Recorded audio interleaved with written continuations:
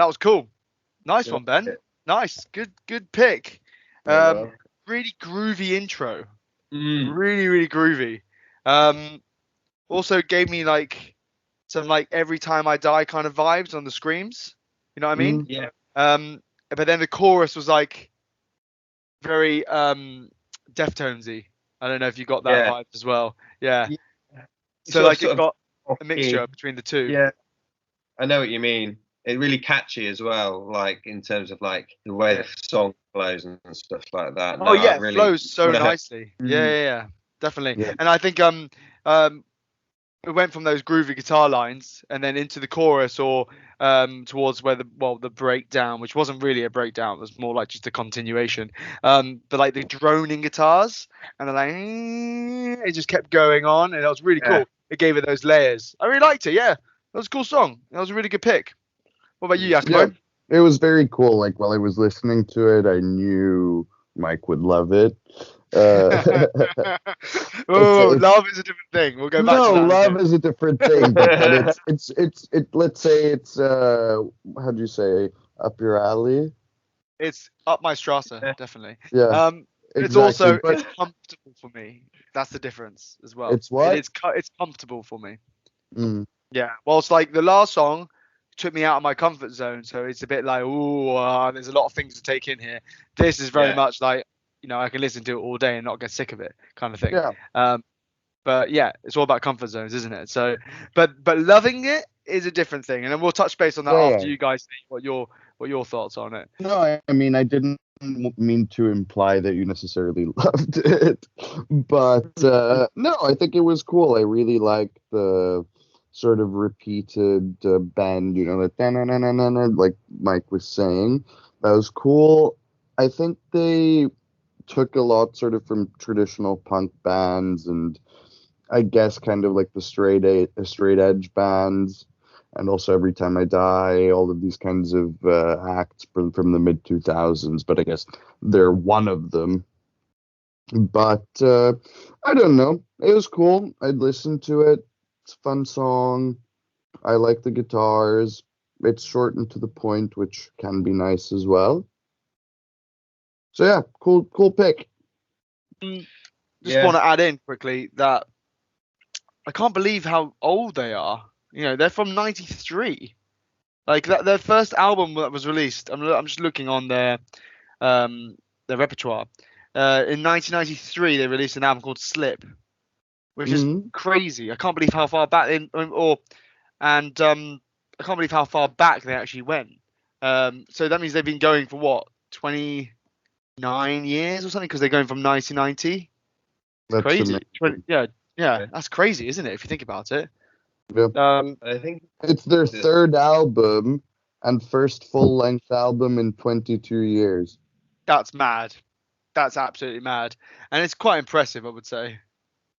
I think I have to rethink, you know, how I was interpreting this song based on this information. Yeah, that's. You're right, and I think it's something you have to really consider as well, because the fact that they've managed to pull off a good track after so long of probably not maybe performing. I don't know. I mean, maybe they have been performing all that time. They just haven't released any new music. I don't know, but you know, a band that's, you know, they've been around for a long time and they can pull off a really good track like that still.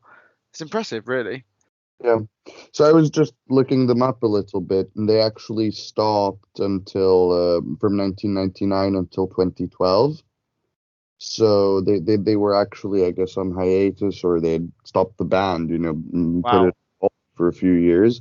So no, I think it's interesting because I have to look at it in a different light if it's a comeback for a band that's been around for decades, and also it becomes that they are the ones who sort of pioneered also this kind of music style, rather than being one of the bands that caught up with them later. So I don't know. I'd have to go back and listen to the catalog, of course, to understand the band. But based on this information, I can think of it differently than a band that is just playing straight edge, sort of post-hardcore, no wave kind of punk. Yeah, definitely. I mean, going back to what you were saying about like, the punkiness of it, they definitely remind me of like Fugazi, who were like another New York punk band who were basically on that scene. I think they were like, Fugazi was slightly earlier, but not by much. And obviously these guys are like on the same scene together. And that scene has kind of created something which is like evolved and evolved and evolved over time. And they're kind of like the pioneers of it, sort of forgotten heroes. Do you know what I mean? So, because like, I think you'd both agree that like post-hardcore then was a lot more punkier than it is like now when you hear the term post-hardcore. Do you know what I mean? It's more so interesting, Yeah, for sure. I'll start off the ratings. I think it'll be unfair for me to rate it anything lower than a 6. I would say when it comes to actual originality of it, it's all been done before. There's nothing that's evolved. There's nothing new about it. I feel like I've listened to the song 100 times in other formats in that sense. But then with the fact that they've released a track after being so long after in hiatus, and they're back out of almost retirement or whatever you want to call it, I'd probably have to rate it probably a 6.4, I would say. And it's lower than the rating I gave for the last track. I mean, the reason why I've given it probably a 6.4 because maybe it's something that I actually enjoy and I can actively listen to. Whilst the last track I gave it a slightly higher rating because of originality and the fact that it's new, it's something that hasn't been done before, but not necessarily I would listen to all the time. So it's a balance between the two, really. To impress Mike on one of these sort of post-hardcore songs, it's got to be fucking good, hasn't it? Let's be honest. You can't just throw in like sort of any old Tom, Dick, or Harry. Do you know what I mean? See how they do. Like you've got to come up with the big boys, and I know. I mean, it was a 6.3 because you added it a 6.4, obviously. But But can I just say, instead of a Tom, Dick, and Harry, how about a Tom, Mark, and Travis? Tom, Mark, and Travis. We all know who the real god in that band is Travis. Let's be honest. It's Travis. I mean, that's usually the drummer, no? Right, Mike? Sure, mate.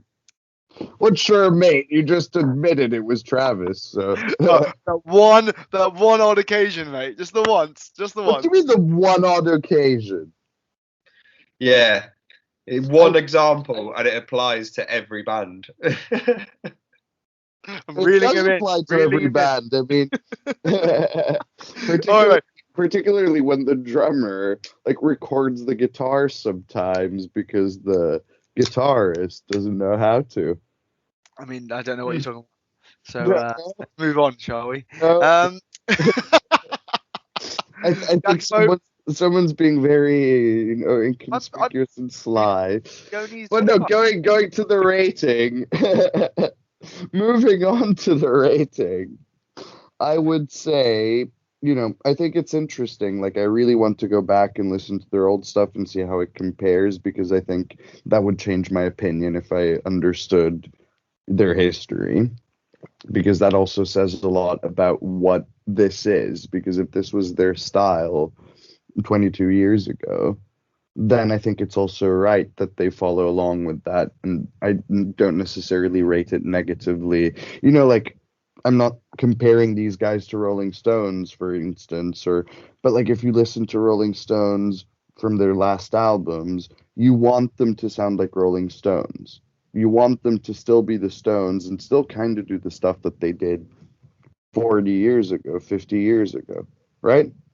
So I think it's also right for a band to stay true to their origin. So I'm going to give this a 7, giving them the benefit of the doubt, because I think it's a really cool song. And so I think for my score, I was originally going to kind of go in at the 6.8 mark, but, given the influence they've had on a subsequent scene that's evolved so much since 1990, I think that kind of deserves them some merit. So I'll probably up it to like 7.2, but I'll go with Jacopo at a 7. I think that's a fair score for it. It's interesting to listen to, especially given how old the band are. You know, it's always interesting because like it's either going to be shit or it's going to be good with these kind of things, if you know what I mean, when it's like a band that's sort of gone on hiatus and they come back and it's this big thing. So yeah, I think they did all right. So I think 7 is a fair score. That's fair. That's fair, mate. Agreed. All right. Well, I'm going to move on to my track. It's called I Got Love by Mother Mother.